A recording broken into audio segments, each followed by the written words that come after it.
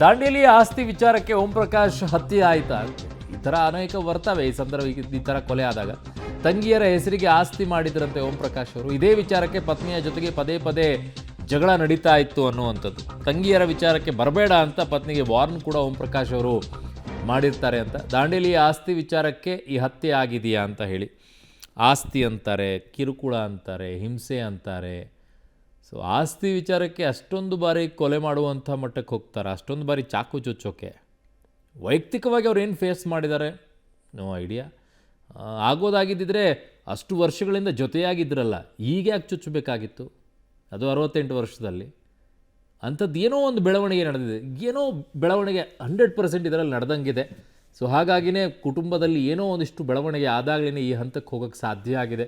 ಇಲ್ಲದೇ ಇದ್ದರೆ ಇಷ್ಟು ವರ್ಷ ಜೊತೆಗಿದ್ದಂಥವರು ಈಗ 68ನೇ ವಯಸ್ಸಿನಲ್ಲಿದ್ದಂತಹ ಗಂಡನನ್ನು ಕೊಲೆ ಮಾಡ್ತಾರೆ ಅಂತಂದರೆ, ನನ್ನ ಸಹೋದ್ಯೋಗಿ ನಾಗೇಶ್ ನನ್ನ ಸಂಪರ್ಕಕ್ಕೆ ಸಿಗ್ತಾ ಇದ್ದಾರೆ. ನಾಗೇಶ್, ಬಹಳ ವಿಚಿತ್ರವಾಗಿ ಅನಿಸುತ್ತೆ. ಇಷ್ಟು ದಿನ ಜೊತೆಗಿದ್ದಂಥವರು, ಯಾವತ್ತೂ ಏನೂ ಕಿತ್ತಾಡ್ಕೊಳ್ಳೋಕ್ಕಾಗದೇ ಇರುವಂಥವ್ರು, ಈಗ 68 ವರ್ಷ ಆದಂಥ ಸಂದರ್ಭದಲ್ಲಿ ಗಂಡನನ್ನು ಕೊಲೆ ಮಾಡೋ ಹಂತಕ್ಕೆ ಹೋಗುತ್ತೆ ಅಂತಂದರೆ ಏನೋ ಒಂದಿಷ್ಟು ಬೆಳವಣಿಗೆ ಆದಂಗೆ ಕಾಣಿಸ್ತಾ ಇದೆ.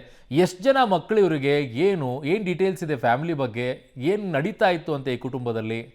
ಅರುಣ್, ಮಾಜಿ ಪೊಲೀಸ್ ಮಹಾನಿರ್ದೇಶಕರಾಗಿರುವಂಥ ಓಂ ಪ್ರಕಾಶ್ ಮತ್ತು ಅವರ ಪತ್ನಿಯ ನಡುವೆ ಆಗಾಗ ಆಸ್ತಿಯ ವಿಚಾರಕ್ಕೆ ಜಗಳ ಆಗ್ತಾ ಇತ್ತು ಅನ್ನುವಂಥ ವಿಚಾರಗಳು ಕೂಡ ಈಗ ಬೆಳಕಿಗೆ ಬರ್ತಿರುವಂಥದ್ದು. ಇತ್ತೀಚೆಗೆ ಪಲ್ಲವಿ ಅವರು ಓಂ ಪ್ರಕಾಶ್ ಅವರ ಜೊತೆ ಗಲಾಟೆ ಮಾಡಿಕೊಂಡು ಮನೆ ಬಳಿ ಪ್ರೊಟೆಸ್ಟ್ ಮಾಡಿ ಆಕ್ರೋಶವನ್ನು ಹೊರಹಾಕಿದ್ರು ಅನ್ನುವಂಥ ವಿಚಾರಗಳು ಕೂಡ ಪೊಲೀಸರ ಮೂಲಗಳಿಂದ ಗೊತ್ತಾಗ್ತಿರುವಂಥದ್ದು. ಹಾಗಾಗಿ ಈ ಆಸ್ತಿಯ ವಿಚಾರವಾಗಿಯೇ ಗಂಡ ಹೆಂಡತಿಯ ನಡುವೆ ಹಲವು ಬಾರಿ ಗಲಾಟೆ ಆಗ್ತಾ ಇತ್ತು ಅನ್ನುವಂಥ ವಿಚಾರ. ಜೊತೆಗೆ ದಾಂಡೇಲಿಯಲ್ಲಿರುವಂಥ ಒಂದು ಆಸ್ತಿಯ ವಿಚಾರವನ್ನು ಇಟ್ಕೊಂಡು ಕೂಡ ಭಾಳಷ್ಟು ಸಾರಿ ಗಲಾಟೆ ಕೂಡ ಆಗ್ತಾ ಇತ್ತು ಅನ್ನುವಂಥ ವಿಚಾರಗಳು ಕೂಡ ಈಗ ಗೊತ್ತಾಗ್ತಿರುವಂಥದ್ದು. ಭಾಳ ಪ್ರಮುಖವಾಗಿ ಓಂ ಪ್ರಕಾಶ್ ಅವರಿಗೆ ಒಬ್ಬ ಮಗ ಮತ್ತು ಒಬ್ಬಳು ಮಗಳಿರೋದ್ರಿಂದ ಈ ಘಟನೆಯ ಬಗ್ಗೆ ಸಾಕಷ್ಟು ಬಾರಿ ಮನವರಿಕೆ ಮಾಡಿದ್ರು ಕೂಡ ಕೆಲವೊಮ್ಮೆ ಪೊಲೀಸ್ ಠಾಣೆ ಮೆಟ್ಟಿಲೇರಿದ್ರು ಕೂಡ.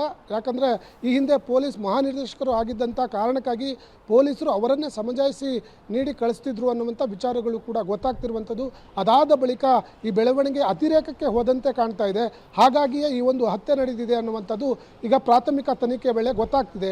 ಈ ವಿಚಾರವನ್ನು ಇಟ್ಕೊಂಡು ಕಾರ್ತಿಕ್ ಅವರು ಈಗಾಗಲೇ ದೂರನ್ನು ಕೊಟ್ಟಿರುವಂಥದ್ದು. ಮುನ್ನೆಚ್ಚರಿಕಾ ಕ್ರಮವಾಗಿ ಈಗಾಗಲೇ ಪಲ್ಲವಿ ಮತ್ತು ಕೃತಿಕಾ ಅಂದರೆ ಓಂ ಪ್ರಕಾಶ್ ಅವರ ಹೆಂಡತಿ ಮತ್ತು ಮಗಳನ್ನು HSR ಲೇಔಟ್ ಅವರು ಪೊಲೀಸ್ ವಶಕ್ಕೆ ಪಡೆದು ತನಿಖೆಯನ್ನು ಮಾಡುವ ಕೆಲಸವನ್ನು ಮಾಡ್ತಿರುವಂಥದ್ದು. ಅವರನ್ನು ಪ್ರಾಥಮಿಕವಾಗಿ ವಿಚಾರಣೆ ಮಾಡಿದಂಥ ಸಂದರ್ಭದಲ್ಲಿ ಆ ಮನೆಯಲ್ಲಿ ಇನ್ಸಿಡೆಂಟ್ ನಡೆದಂಥ ಸಂದರ್ಭದಲ್ಲಿ ಮಗಳು ಮತ್ತು ಪತ್ನಿ ಪಲ್ಲವಿ ಜೊತೆಗೆ ಓಂ ಪ್ರಕಾಶ್ ಇದ್ರು ಅನ್ನುವಂಥ ವಿಚಾರಗಳು ಕೂಡ ಗೊತ್ತಾಗ್ತಿರುವಂಥದ್ದು. ಹಾಗಾಗಿ ಮಗಳನ್ನು ಕೂಡ ಈಗ ವಶಕ್ಕೆ ಪಡೆದು ತನಿಖೆಯನ್ನು ಮಾಡುವ ಕೆಲಸವನ್ನು HSR ಲೇಔಟ್ ಪೊಲೀಸರು ಮಾಡ್ತಿರುವಂಥದ್ದು. ಹಾಗಾಗಿ ಈಗ ಮಗ ಯಾವ ರೀತಿಯಾಗಿ ದೂರನ್ನು ಕೊಡ್ತಾರೆ ಅನ್ನುವಂಥದ್ದು ಕೂಡ ಸಾಕಷ್ಟು ಕುತೂಹಲಕಾರಿಯಾಗಿರುವಂಥ ವಿಚಾರ. ಯಾಕಂದರೆ ಆಸ್ತಿಯ ವಿಚಾರವಾಗಿ ಈ ಒಂದು ಹತ್ಯೆಯನ್ನು ತಾಯಿ ಮಾಡಿದ್ದಾರಾ ಅಥವಾ ಬೇರೆ ಕಾರಣಗಳನ್ನು ಇಟ್ಕೊಂಡು ಈ ಒಂದು ಹತ್ಯೆ ಮಾಡಿದ್ದಾರಾ ಅನ್ನುವಂಥದ್ದು ಕೂಡ ಆ ದೂರಿನಿಂದ ಗೊತ್ತಾಗುತ್ತೆ. ಆ ಕಾರಣವನ್ನು ಇಟ್ಕೊಂಡು ಅವರಿಗೆ ಅರೆಸ್ಟ್ ಮಾಡಿ ನಂತರ ತನಿಖೆ ಮಾಡಲಿಕ್ಕೆ ಮುಂದಾಗ್ತೀವಿ ಅನ್ನುವಂಥ ಮಾಹಿತಿಯನ್ನು ಈಗಾಗಲೇ ಪಶ್ಚಿಮ ವಿಭಾಗದ ಹೆಚ್ಚುವರಿ ಪೊಲೀಸ್ ಆಯುಕ್ತರಾಗಿದ್ದ ವಿಕಾಸ್ ಕುಮಾರ್ ಅವರು ಕೂಡ ಸ್ಪಷ್ಟನೆಯನ್ನು ಕೊಟ್ಟಿರುವಂಥದ್ದು. ಅರುಣ್, ಓಕೆ, ಹಾಗೆ ಸಂಪರ್ಕದಲ್ಲಿ ನಾಗೇಶ್ ವಾಪಸ್ ಬರ್ತೀನಿ ನಿಮ್ಮ ಹತ್ರ. ಈಗ ಓಂ ಪ್ರಕಾಶ್ ಇಲ್ಲ, ಅವರನ್ನು ಹತ್ಯೆ ಮಾಡಿದ್ದಾರೆ, ಅವರ ಪತ್ನಿಯೇ 8 ರಿಂದ 10 ಬಾರಿ ಚಾಕು ತೊಗೊಂಡು ಚುಚ್ಚಿದ್ದಾರೆ ಅಂತಿದ್ದಾರೆ. ಬಟ್ ಇನ್ನುಳಿದಂತಹ ಪೊಲೀಸ್ ಆಫೀಸರ್ಸ್ಗಳು ಯಾರೆಲ್ಲ ನಿಮ್ಮ ಹೆಂಡತಿಗಳಿಗೆ ಕಿರುಕುಳ ಕೊಡ್ತಾ ಇದ್ರು, ಹುಷಾರಾಗಿರಿ. ನಿವೃತ್ತ IPS ಅಧಿಕಾರಿ ಓಂ ಪ್ರಕಾಶ್ ಹತ್ಯೆಯಾಗಿದೆ.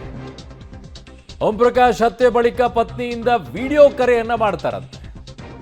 ಬೇರೊಬ್ಬ ನಿವೃತ್ತ DG ಪತ್ನಿಗೆ ಕರೆ ಮಾಡಿರ್ತಾರೆ. ಪತ್ನಿ ಪಲ್ಲವಿ ವಿಡಿಯೋ ಕರೆ ಮಾಡಿ ಕೊಲೆ ಮಾಡಿದ್ದೇನೆ ನೋಡು ಅಂತ ಪಲ್ಲವಿ ಹೇಳ್ತಾರಂತೆ. ನನಗೆ ಈಗ ನೆಮ್ಮದಿ ಸಿಕ್ಕಿತು ಅಂತ ಪಲ್ಲವಿ ಹೇಳಿರ್ತಾರೆ.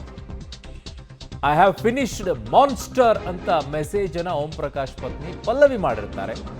ನಿವೃತ್ತ IPS ಅಧಿಕಾರಿ ಓಂ ಪ್ರಕಾಶ್ ಅವರನ್ನ ಪತ್ನಿಯೇ 8 ರಿಂದ 10 ಬಾರಿ ಚಾಕು ತಗೊಂಡು ಚುಚ್ಚಿ ಕೊಲೆ ಮಾಡಿ ತದನಂತರ ಇನ್ನೊಬ್ಬ ನಿವೃತ್ತ DG ಅವರ ಪತ್ನಿಗೆ ಕರೆ ಮಾಡಿ ಈ ಥರ ಹೇಳ್ತಾರೆ. ಐ ಹ್ಯಾವ್ ಫಿನಿಶ್ಡ್ ಮಾನ್ಸ್ಟರ್ ಅಂತ ಹೇಳಿ ಮಾನ್ಸ್ಟರ್ ಅಂತ ಶಬ್ದವನ್ನು ಅವರು ಬಳಕೆ ಮಾಡಿದ್ದಾರೆ ಅಂತಂದರೆ ಯಾವ ರೀತಿಯಲ್ಲಿ ಅವರು ನಡ್ಕೊಂಡಿದ್ದಾರೆ ಅನ್ನುವಂಥದ್ದನ್ನು ಕೂಡ ನೋಡಬೇಕಾಗತ್ತೆ. ಮತ್ತು ಅವರ ಆ ಸಂದರ್ಭದ ಪರಿಸ್ಥಿತಿಗಳು ಏನು ಅನ್ನುವಂಥದ್ದು ಕೂಡ ನೋಡಬೇಕಾಗತ್ತೆ.